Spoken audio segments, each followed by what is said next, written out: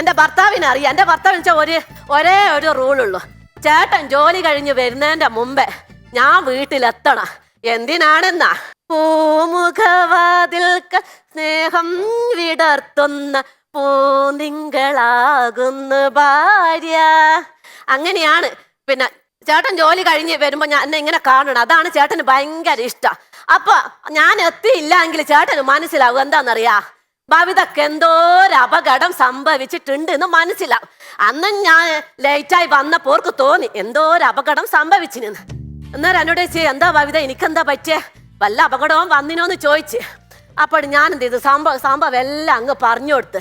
അല്ല വിനോട്ടാ, ഇങ്ങനെയല്ല ഉള്ള, ഞാൻ ഏടെ പോയാലും ഒരു ജോലിക്ക് തടസ്സം, ഞാൻ ഇത്ര മാത്രമേ ചെയ്തിട്ടുള്ളൂ. അതിനാ മാഷ എന്നെ ഇങ്ങനെയൊക്കെ പറഞ്ഞ്. എന്റെ ഭവ്യമോളെ സങ്കടപ്പെടണ്ട, ഒന്ന് വിഷമിക്കണ്ട, ഞമ്മക്കൊരു ജോത്സ്യനെ കാണാൻ പോകാന്ന് പറഞ്ഞ്.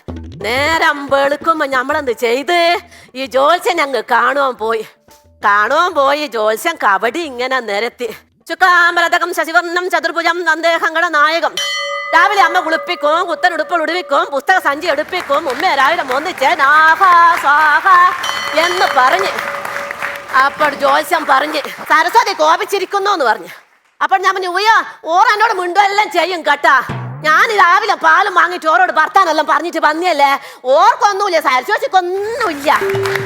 അല്ല, നിങ്ങൾ ആദ്യാക്ഷരം കുറിച്ചില്ല, അതായത് കരിശ്രീ ഗണപതേ യനമ ആദ്യാക്ഷരം കുറിച്ചില്ല. ഞെട്ടിപ്പോയി ഞാൻ കേട്ടാ. ഞാൻ പഠിച്ച് ബികോം ഫസ്റ്റ് ക്ലാസ് ആയ ഞാൻ ആദ്യാക്ഷരം കുറിക്കാണ്ടാ പോലും ഞാൻ ബികോം ഫസ്റ്റ് ക്ലാസ് ആയത്. ഞാൻ വേഗം ഓടിച്ചെന്ന് എൻ്റെ അമ്മേനോട് പറഞ്ഞു, അമ്മേ ഇങ്ങളി ചതി എന്നോട് ചെയ്യണ്ടേനു, എന്നെ ഹരിശ്രീ എഴുതി കണ്ടല്ലേ അമ്മ നിങ്ങൾ എന്നെ 1ാം ക്ലാസ്സിൽ ചേർത്ത. അന്നേരം അമ്മ പറയാ, ഇനി 3 വയസ്സായപ്പോ ഇനി അങ്ങ് ഹോസ്പിറ്റലിൽ അന്ന് ഗ്ലൂക്കോസ് കയറ്റും അരിയിൽ എഴുതാൻ അങ്ങ് വിട്ടു. പിന്നെ ഇനി വെച്ചടി അങ്ങ് കയറി ബികോം വരെ എത്തിപ്പോയപ്പോയില്ല. ഇനി എന്താ അരിയിൽ എഴുതിക്കൂടി, എനിക്ക് ജോലിക്ക് തടസ്സം വേണമെങ്കിൽ ഇനി ഇപ്പം തന്നെ അരിയിൽ എഴുതണം എന്ന് പറഞ്ഞു. ഞാൻ പറഞ്ഞു, അമ്മ നിങ്ങളെന്ന് പറയുന്നത്, ഞാനൊക്കെ ഇവിടെ 30 വയസ്സായില്ലേ, 30 അല്ല ഈ കാഴ്ചയുള്ള 61 ആയിട്ടല്ല അരിയിൽ അങ്ങ് എഴുതി കൂടരോന്ന് എൻ്റെ അമ്മേനോട് ഭർത്താനം. അങ്ങനെ ആലോചിച്ച്, പഠിച്ചോനെ ഇത് മക്കളെ മുമ്പെന്ന് ഞാൻ ഈ പരിയിൽ എഴുതണല്ലോ, എൻ്റെ മക്കളെ മുമ്പെന്നാണല്ലോ ഇനി പരിയിൽ എഴുതണ്ടേ.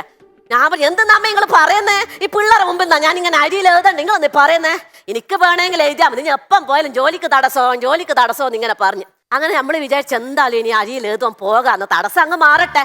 അപ്പൊ സാധാരണ പിന്നെ 3 വയസ്സിൽ അച്ഛൻ്റെ അമ്മേനെ നടുവിൽ ഇരുന്നിട്ട് അല്ലെ മടിയിൽ ഇരുന്നിട്ടായിരിക്കും അരിയിൽ എഴുതുക. ഇത് 3നോട് പൂജയും കൂടിയും കൂട്ടി 30 വയസ്സിലാണ് ഞാൻ ഇവിടെ അരിയിൽ എഴുതുന്നത്. ഭർത്താവിന്റെ 2 മക്കളെ നടുവിൽ ഇരുന്നിട്ട് അരിയിൽ എഴുതിയ ഒരു ഭാഗവതിയാണ് ഈ ഭവിത കേക്ക്.